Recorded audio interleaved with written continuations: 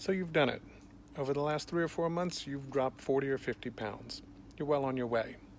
And now it's time for a break.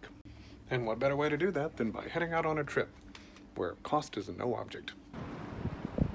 See, saving your vacation time for when you cut loose is a good practice because you'll associate your home with dietary rigor, which is what you should be doing. You'll also associate going away with cutting loose and having fun.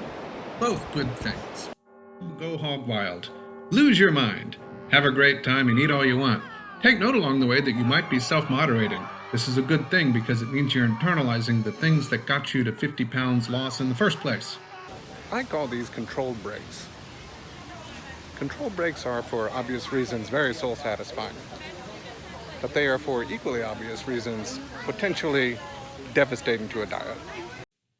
I know I had a good time. I got everything out of my system. Or into my system, I guess you could say. Nothing was off the table. Beer, sweets, whatever.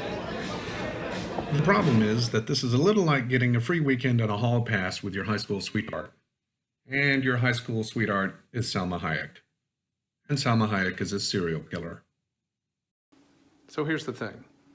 The temporary loss of the profound gratification that you get from stepping on the scale, from doing the right thing, from exercising every day, and from observing a dietary regimen, combined with the cold turkey cessation of the button-punching pleasures that you've been getting over your vacation, might be too much to take.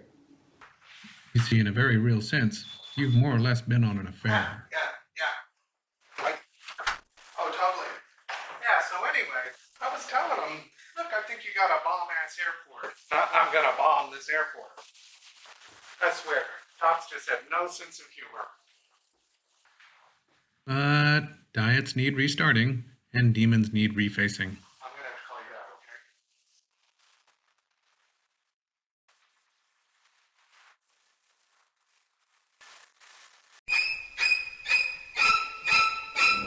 And ever.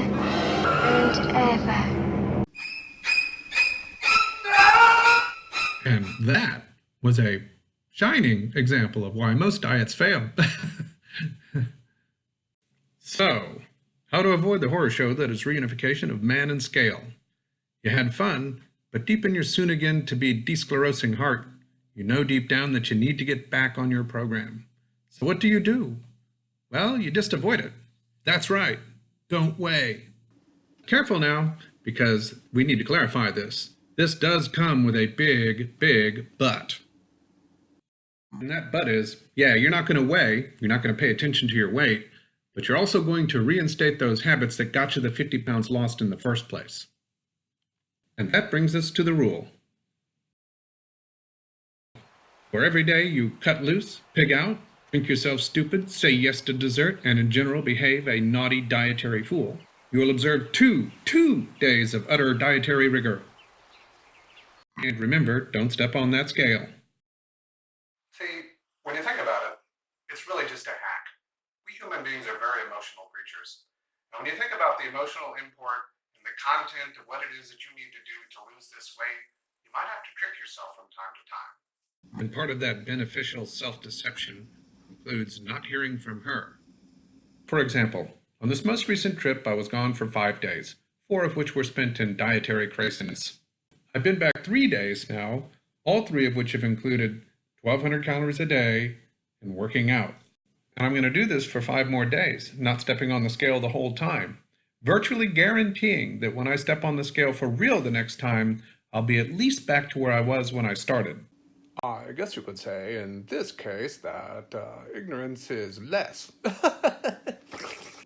So let's recap. If you're like me, you lost those first 50 pounds by obsessing just a little bit.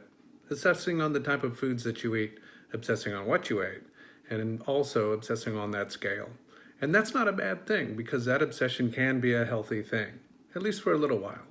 The problem is when you return from a dietary layoff, you can't go back to that obsession, because if you do, it's probably going to push you back into the loving arms of instant gratification.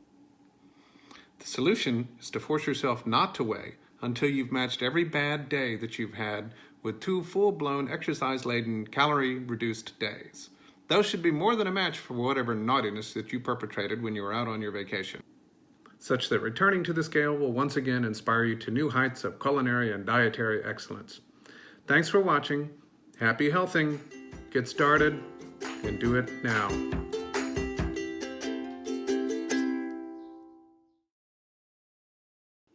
There's no need to be afraid of this thing.